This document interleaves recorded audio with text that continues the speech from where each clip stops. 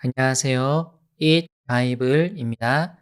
오늘 묵상할 하나님의 말씀은 출애굽기 22장 9절에서 15절까지의 말씀입니다. 먼저 오늘 말씀을 읽겠습니다.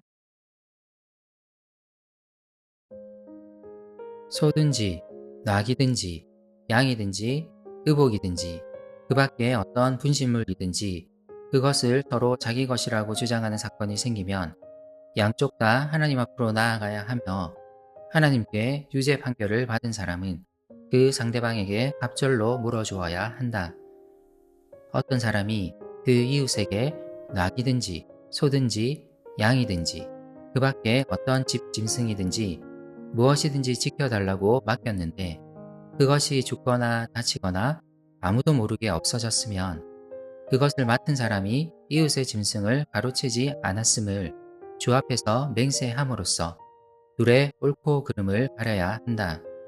이 경우에 그 임자가 맹세를 받아들이면 그는 물어내지 않아도 된다.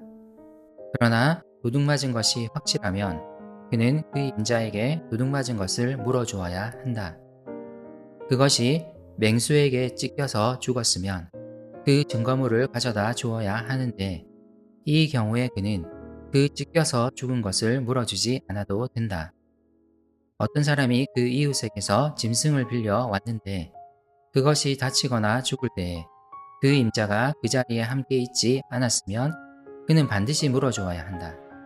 그러나 그 임자가 그 자리에 함께 있었으면 그는 그 짐승을 물어주지 않아도 된다.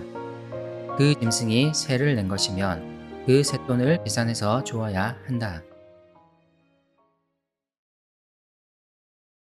출애굽기에 나오는 율법은 이웃과의 관계에 대해 많은 분량으로 그리고 꽤 자세하게 다룹니다. 사실 우리 일상에서 생기는 문제의 많은 부분은 이웃과의 관계로 인한 것입니다. 우리는 이웃으로 인해 고통받기도 하고 이웃으로 인해 즐거움을 누리기도 합니다. 율법은 서로가 고통을 주는 것을 원하지 않습니다. 율법은 더불어 사는 삶을 통해 모두가 유익과 즐거움을 얻기를 원합니다. 하지만 이웃과의 관계는 쉽지 않습니다. 정말 다양한 일이 일어날 수 있고 이로 인해 정말 다양한 갈등이 생길 수 있습니다. 그러므로 율법은 이웃과의 관계에서 일어난 문제들에 대한 규정들을 세움으로써 보다 공의롭게 이 문제들을 해결할 수 있도록 돕습니다. 오늘도 이런 세세한 규정들을 함께 살펴보려 합니다. 재산에 대한 욕심으로 어떤 사람이 다른 사람들 앞에서 이웃의 소유를 자신의 것이라 주장하는 일이 생길 수 있습니다. 이럴 때는 재판을 받아야 합니다. 재판을 통해 거짓말을 한 것이 밝혀지면 그는 상대방에게 자신의 것이라 주장한 것들의 2배를 물어주어야 합니다. 이웃의 소유를 탐내는 것은 이렇게 엄격히 금지됩니다. 만약 어떤 사람이 그 이웃에게 낙이나 소 혹은 양과 같은 집짐승을 지켜달라고 맡겼는데 그것이 죽거나 다치거나 없어졌다면 일단 그것을 맡았던 사람은 자신이 그것을 훔치지 않았음을 증명해야 합니다. 이것은 하나님 앞에 맹세하는 것을 통해 이루어집니다. 10계명 중 제3계명은 여호와의 이름을 함부로 부르지 않는 것입니다. 하나님 앞에서 함부로 맹세하는 것은 정말 두려운 일이었습니다. 그러므로 물건을 맡았던 사람은 하나님 앞에 맹세함으로써 자신의 결백을 증명할 수 있었습니다. 이 맹세에 대한 상대방의 반응도 주목할 만합니다.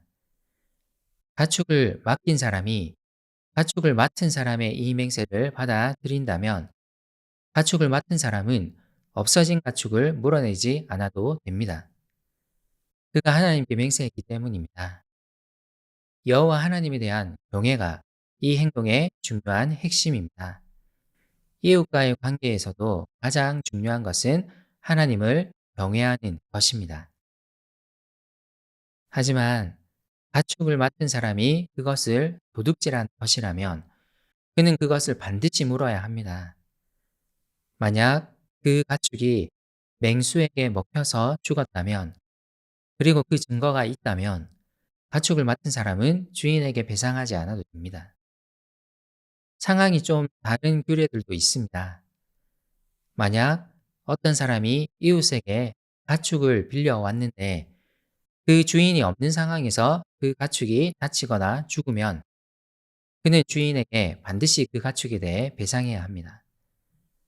하지만 만약 가축의 주인이 함께 있는 가운데 가축이 다치거나 죽는다면 그는 배상하지 않아도 됩니다.